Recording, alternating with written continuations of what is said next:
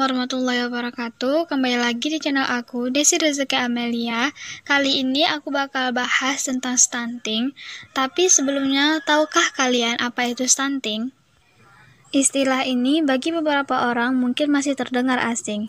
Padahal, menurut Badan Kesehatan Dunia, Indonesia berada di urutan kelima jumlah anak dengan kondisi tersebut.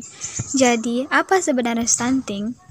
Stunting merupakan sebagai masalah gizi akut yang diakibatkan oleh asupan gizi yang masuk dalam tubuh kurang memenuhi standar dalam kurun waktu lama. Kondisi ini bisa terjadi mulai dari anak masih berada dalam kandungan dan efeknya baru nampak saat ia sudah berusia 2 tahun. Biasanya, anak yang mengalami kondisi stunting kurang mendapatkan asupan makanan yang sesuai dengan asupan gizi yang dibutuhkan pada usianya, sehingga pertumbuhannya pun jadi kurang optimal.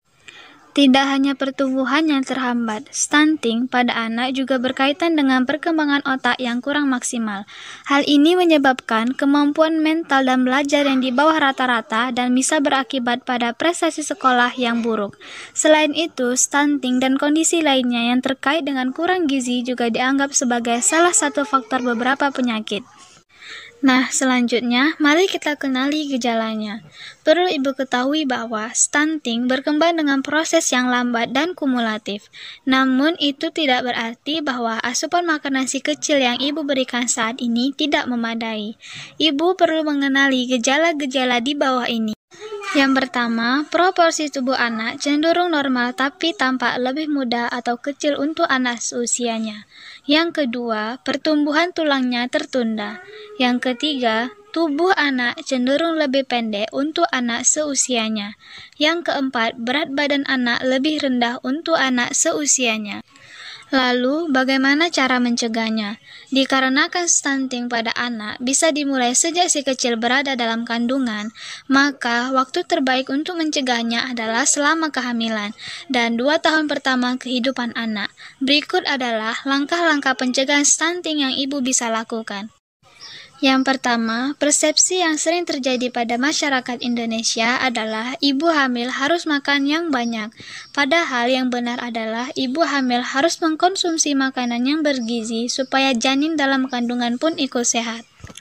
Yang kedua, selain itu, ibu juga harus mengkonsumsi suplemen penambah darah dan rutin kontrol kandungan ke bidan ataupun dokter kandungan. Yang ketiga, setelah anak lahir, ibu harus memberikan bayinya ASI eksklusif selama 6 bulan.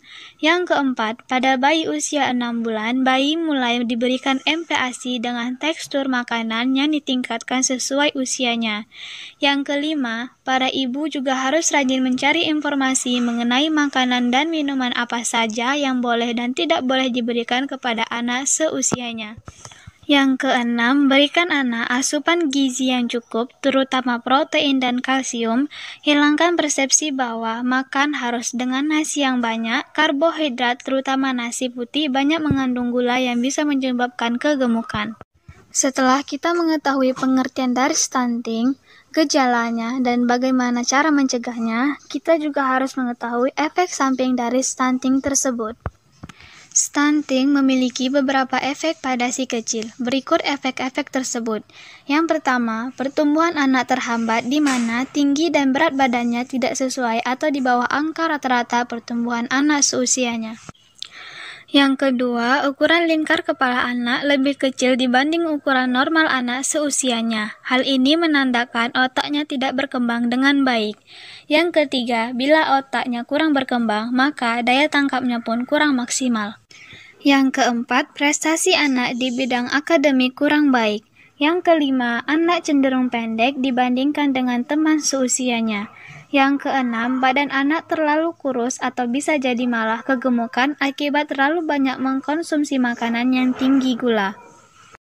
Dan yang terakhir, anak akan mudah terserang oleh penyakit.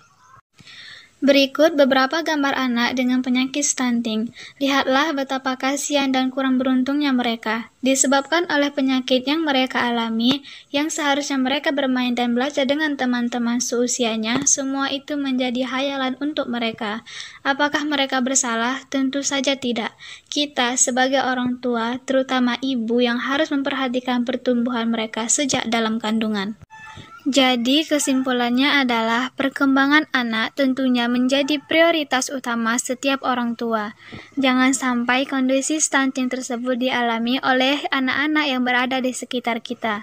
Cegah stunting pada anak dengan berikan yang bernutrisi terbaik untuk si kecil karena ia adalah hadiah terindah yang tak ternilai harganya.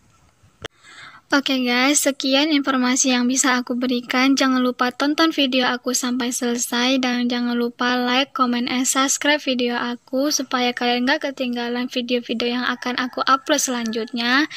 Dan wassalamualaikum warahmatullahi wabarakatuh.